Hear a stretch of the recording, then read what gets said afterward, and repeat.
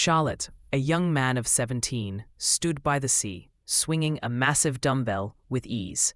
Though sweat glistened on his muscular frame, he relished in his progress, having managed 3,000 more swings than the previous day. In this world where power reigned supreme, Charlotte, who had once been a mercenary, found himself in the universe of One Piece, a place he once watched as a child. Realizing he was decades ahead of the main events and in the perilous new world, recalling his past life as a mercenary, Charlotte remembered the bizarre turn of events that brought him here. A sudden explosion, his body torn apart, and then waking up as a 10-year-old boy on this island. The island was small and somewhat secure thanks to a nearby naval base. Yet, Charlotte knew complacency could be fatal. With memories of the One Piece saga now oddly vivid, he saw them as a guide to thrive in this new existence. Determined not to be a passive observer, Charlotte set a rigorous training regime inspired by his knowledge of the series and his mercenary experience. Although gun skills were his forte, the primitive firearms of this world were not reliable. The mystical devil fruits were inaccessible, and while mastering Haki seemed viable, he felt too young for its physical demands. Instead, he focused on physical and sword training, using methods similar to those used by Zoro from the series. His recovery from injuries was inexplicably rapid, possibly due to consuming meat from a sea king, a creature from the One Piece world. This miraculous recovery fueled his determination to grow stronger, seeing every meal and training session as a step towards leaving a mark in this perilous world. Charlotte, an orphan surviving on the charity of the mayor's family, lived on a small island where mountains occupied most of the land. The mountains offered a perfect place for her to train and hone her skills, away from the crowded port. She embarked on this quest with the ambition to become the conqueror of the mountain, relying on her instincts to avoid danger and make the most of her surroundings. Living off mountain spring water and fruits, Charlotte frequently designed traps to catch prey and traded furs for weapons. She reveled in the solitude and the feeling of growing stronger each day. Over the year, she transformed from a frail figure to someone who could battle wild boars head-on, with injuries healing overnight. After a hearty meal, simple exercises no longer sufficed, so she returned to the port to trade animal skins. Her presence caused a stir among townspeople who thought she had vanished. As Charlotte set up her stall, a local gang known as the Wild Wolf Gang confronted her, demanding a share for using their territory. Charlotte, unyielding, refused to be intimidated. When the gang leader, Bess, attempted to take her furs without paying, Charlotte's grip proved stronger than his threats. As his men lunged at her, she swiftly dispatched them with minimal effort, leaving them groaning on the ground. Charlotte took Bess's gold necklace and ring, leaving him defeated. The crowd watched in shock at her unexpected prowess, realizing that Charlotte had become a force to be reckoned with. Charlotte picked up the bloody gold tooth from the ground, without caring for the humming bass beneath his feet. He was desperate for money. Bess clutched his bleeding mouth, his expression pained.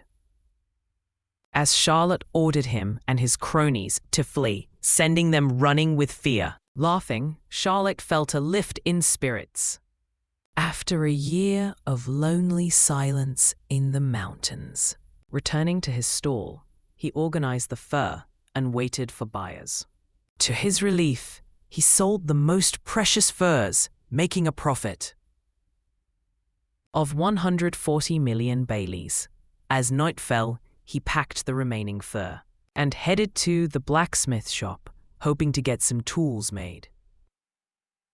The blacksmith hesitated over Charlotte's unusual design, estimating a month for completion. Impatient, Charlotte split the work among the 3 shops in town, ensuring everything would be ready in a week. back in the run-down, thatched cottage he hadn't used in a year. Charlotte lay down and fell asleep quickly. Meanwhile, in a more lavish part of town, Bess, humiliated and vengeful, plotted with his bruised gang to kill Charlotte that night.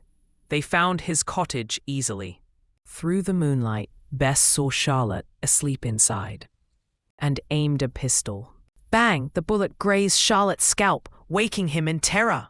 He burst out, confronting a dumbfounded Bess. Furious at the attack, Charlotte charged and killed Bess with a single punch through his chest, scaring the rest of the gang.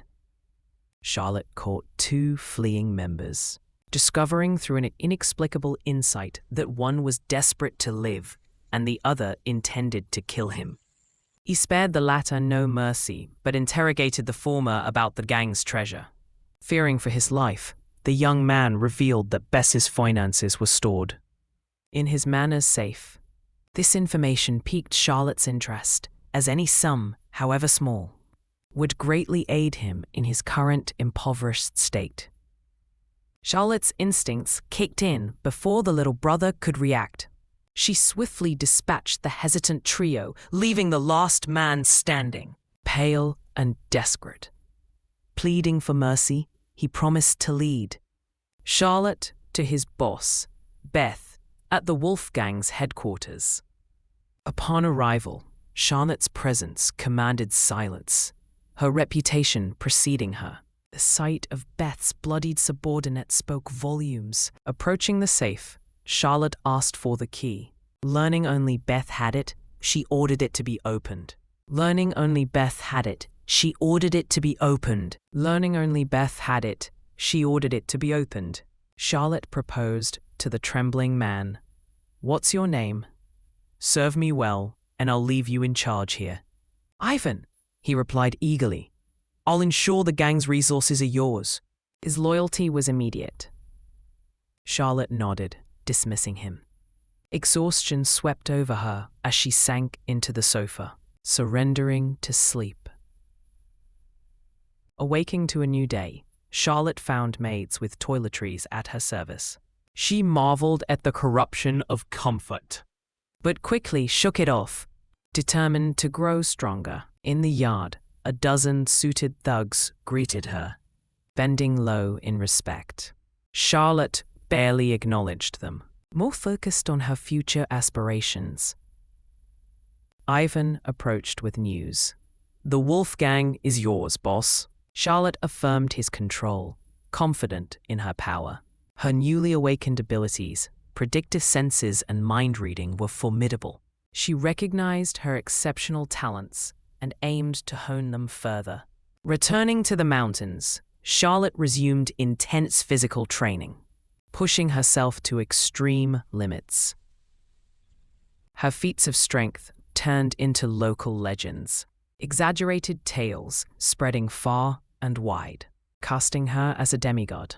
In stories, back home, Charlotte commanded her servants to serve her a feast, devouring it with vigor. The intense training and legends of her strength became part of a larger narrative as she prepared for what lay ahead. Charlotte's body radiated intense heat as he devoured plate after plate of barbecue, indifferent to Ivan's report about the Wild Wolf Gang. Satisfied and energized, she leapt over 10 meters into the air and smashed a massive tree with her fist. Seeing it fall toward the maids, she kicked it aside, sending it flying. Charlotte pondered her power. In this pirate world, where no clear levels existed, knowing the strength comparisons from her past life's forums were unreliable. Years passed, and Charlotte left the mountains for the sea, dedicating herself to mastering the sword. Inspired by tales of others who trained in water, she practiced relentlessly, yet felt frustrated at her inability to reach the zen-like state where she could cut anything. Her physical growth had slowed, making her feel stuck despite having reached a strength akin to Sauron when he first set sail. Ivan handed Charlotte a basket of new swords. He updated her on recent events. showing a newspaper detailing the destruction caused by the fearsome Rocks pirates. A list of bounties was staggering, with notorious figures from her past life now active in her current world. Ivan expressed concern over the pirates' proximity. But Charlotte dismissed it, confident in the nearby naval branch. Suddenly, explosions echoed from the port, smoke billowing into the sky. Realizing the threat, Charlotte dashed toward the chaos, her senses alert. Through her heightened awareness, she detected the presence of pirate ships in the harbor, spurring her into action. 3 pirate ships docked, flying their infamous flag, and began shelling the port. "Captain, the merchant ships are defenseless. We're in for a haul." "Ka-ha-ha-ha-ha! Raid the town. Everything belongs to us." Pirates swarmed onto the port, their greed palpable. Terrified, the townsfolk fled in chaos, many into the sea, as shells rained down, igniting buildings. Cries and panic dominated the scene. "Help! The pirates are here!" echoed through the air. Amidst the turmoil, a dock worker fell to a pirate's blade, inciting a desperate stampede that claimed more lives. "It's our turn, Captain," declared the first officer, only to be struck aside by Alex Jesse, who then announced, "I'm Alex Jesse, captain of the Bear Pirates, with a bounty of 500 Baileys. Hand over your treasures if you want to live." The fear-stricken crowd fell silent. Charlotte, witnessing the chaos, knew he had to act. As Jesse's crew ransacked the town, Charlotte leaped into action, confronting the pirates. "Who's there?" Jesse scoffed at the young challenger. Yet Charlotte remained undeterred. With swift movements, he incapacitated 2 pirates. Jesse, infuriated, ordered, "Kill him!" "Kill! Kill!" Charlotte's fervor and skill overwhelmed the pirates who hesitated under his fierce onslaught. Jesse watched as his crew fell, enraged by the loss of his hard-earned men. The townspeople, awestruck, observed Charlotte's ruthless efficiency. Charlotte engaged the horde, cutting through them with relentless precision. Charlotte exulted, unleashing a powerful aura that incapacitated both pirates and civilians alike. "It's Conqueror's Haki," Jesse realized, shocked that Charlotte possessed such power. As Charlotte continued his slaughter, Ivan, arriving late, witnessed the shocking scene of a lone Charlotte standing against the towering Alex Jesse.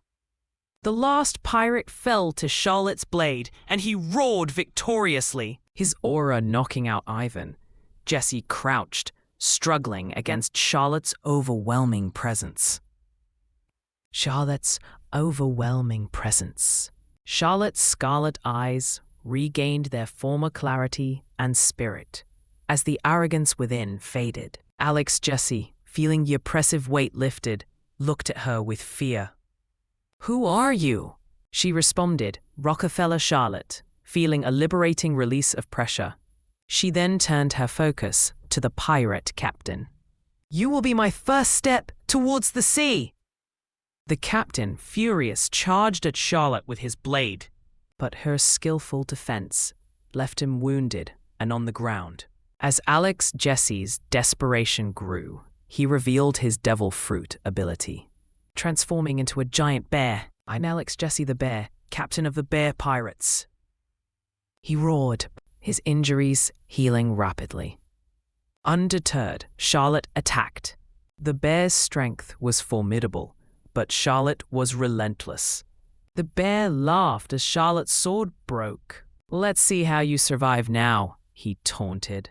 Discarding the hilt, Charlotte prepared for hand-to-hand combat.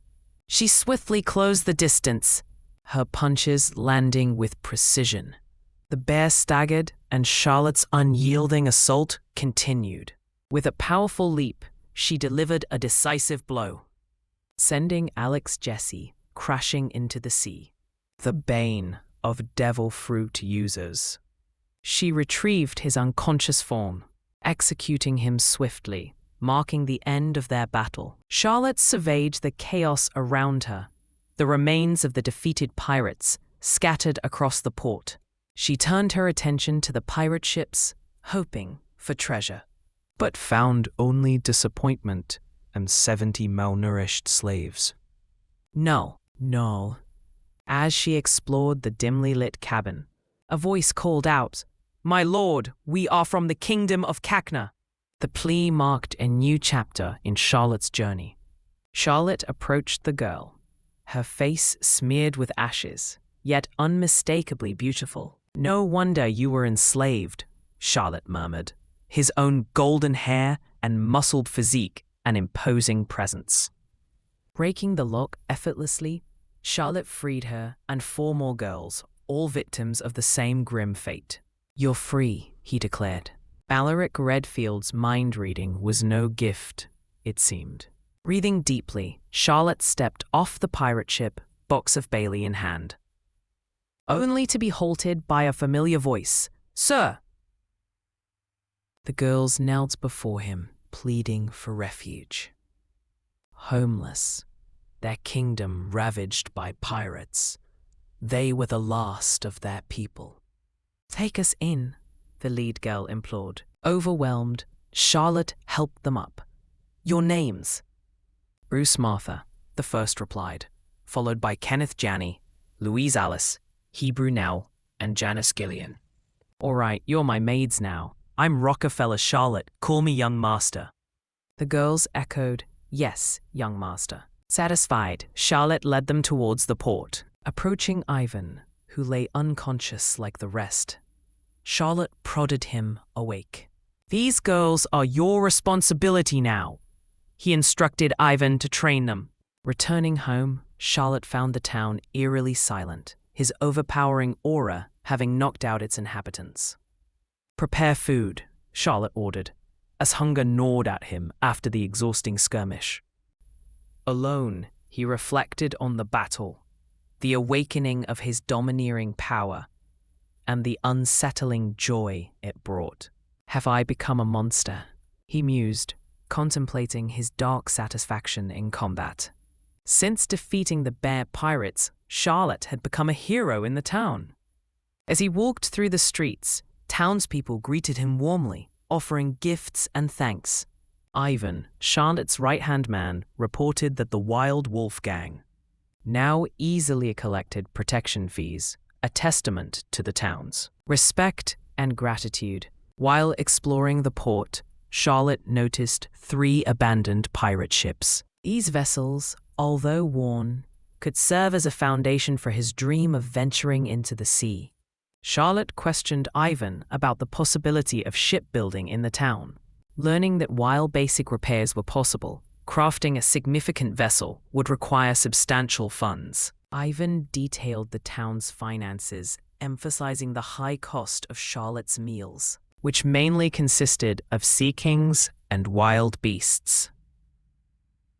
To alleviate this expense and enhance his training, Charlotte decided to hunt for food himself, thereby saving money for his future ship.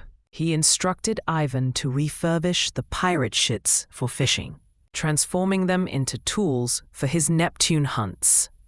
Charlotte then dedicated himself to rigorous training by the sea, wielding his sword against the waves. Over 3 months, his efforts bore fruit, allowing him to achieve the status of a swordsman capable of powerful flying slashes. With newfound strength, Charlotte celebrated his progress, his joy shared by the 5 maids, who admired his tenacity and skill. Returning to his villa, Ivan requested more Neptune hunts, prompting Charlotte to plan a deeper sea venture. As he prepared for further challenges, Charlotte envisioned a future where his name resonated across the seas, a symbol of strength and independence. Charlotte led a group of young sailors on a fishing boat, eager to hunt Neptunes in the open sea. The boys, proficient at sailing, were excited to help as they ventured further than Charlotte had ever been. The court vanished from sight, leaving them alone on the vast ocean. Suddenly, a shout alerted Charlotte to an approaching ship. It was a pirate ship, firing shells at them. The gunner's poor aim caused the shells to miss, but fear gripped the crew. Charlotte reassured them. "Don't panic, I'm here," causing it to explode safely above. The sailors cheered, "Boss is awesome." Undeterred, the pirates continued their approach. Charlotte, confident in her ability, decided to confront them head-on. She jumped and used a technique she had learned, flying briefly to the pirate ship. Chaos erupted as she took on the remaining pirates, her fists proving deadly. The defeated captain lay motionless, his crew decimated. She signaled her sailors to approach, instructing them to gather the corpses as bait for Neptunes. Opening it, she found a mysterious blueprint, potentially a treasure map. She also found bounty sheets and a stash of money. Her thoughts were interrupted by the panicked cries of her crew, "Boss, help! Neptunes!" Realizing the dire situation, Charlotte rushed outside to find the sea teeming with Neptunes. She ordered the sailors to use the corpses to lure the creatures away. Desperately trying to navigate to safety, her heart raced as she prepared to face this new challenge.